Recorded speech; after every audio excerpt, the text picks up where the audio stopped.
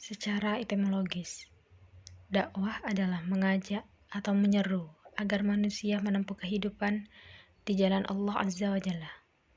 Ud'u ila sabili rabbika bil hikmati wal mau'izatil hasanati wajadilhum billati hiya ahsan.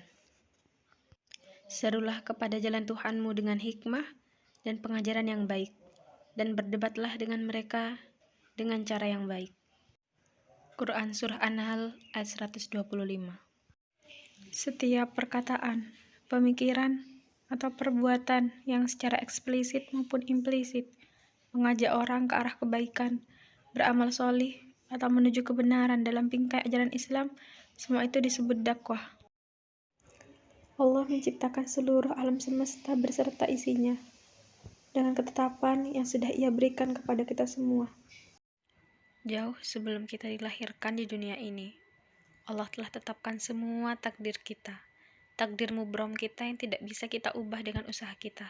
Takdir mu'allaq yang bisa kita ubah dengan ikhtiar kita. Allah telah tetapkan semua untuk kita.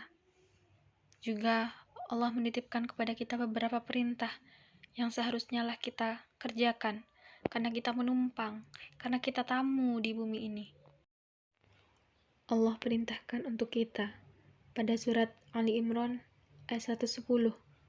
Kuntum khaira ummatin ukhrijat linnas ta'muruna bil ma'ruf wa tanhauna 'anil munkar wa tu'minuna billah.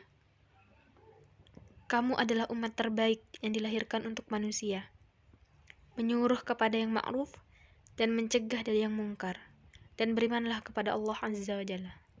Kita nih ya, jangan pernah merasa bisa ngurusin hal-hal yang tidak bisa kita ubah, tidak bisa kita kendalikan.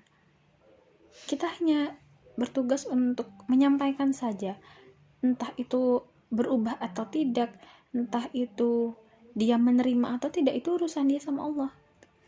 Jangan pernah ikut andil dalam suatu perubahan seseorang sehingga jika dia menolak apa yang kita sampaikan, kita stres, kita menyerah. Itu semua bukan yang diajarkan oleh Rasulullah. Namun sebaliknya, jika ada perkara-perkara yang bisa kita ubah, namun kita tidak berikhtiar, kita tidak berusaha untuk mengubah kebiasaan itu, ya itu salah kita. Contoh, misal kita datang ke kantor atau sekolah ya, biasanya masuk jam 7, kita datang jam setengah 8.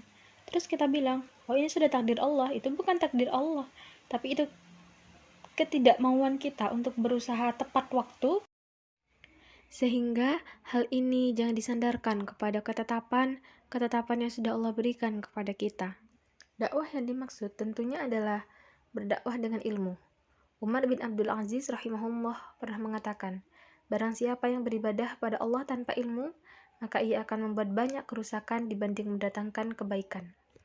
Oleh karenanya, sebelum kita mengajak orang lain kepada kebaikan, sudah seharusnya lah kita sendiri mengajak diri ini untuk selalu berbuat solih, selalu berbuat kebaikan, semata-mata karena mengharap ridha Allah, karena mengharap pahala dari Allah, karena mengharap wajah Allah nantinya, dan karena sadar bahwa apa yang akan kita kerjakan di dunia ini adalah semua dimintai pertanggungjawaban di sisi Allah Subhanahu wa Ta'ala.